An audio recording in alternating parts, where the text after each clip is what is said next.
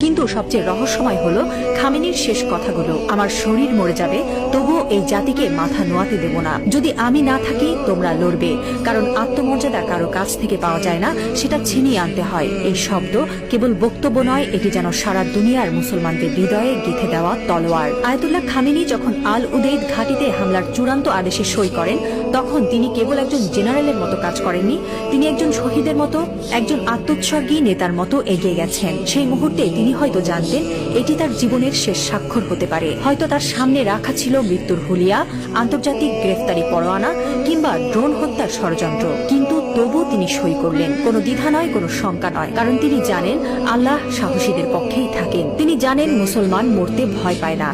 যারা আল্লাহর পক্ষে থাকেন তারা জানে মৃত্যু মানেই পরাজয় নয়, বরং আত্মত্যাগী বিজয়ের শুরু। এই একজন মানুষ এখন আর কেবল ইরানের নেতা নন, তিনি হয়ে উঠছেন সারা বিশ্বের মুসলিম উম্মার প্রতীক। একজন বিশ্বাসী, একজন অটল মুজাহিদ, একজন সাহসী পিতার মতো তিনি বলছেন, আমি থাকি বা না থাকি তোমরা লড়বে। হ্যাঁ মুসলিম উম্মাহ, তোমরা মাথা নিচু করো না। লা ইলাহা ইল্লাল্লাহ, আল্লাহ ছাড়া আর কোনো ইলাহ নেই।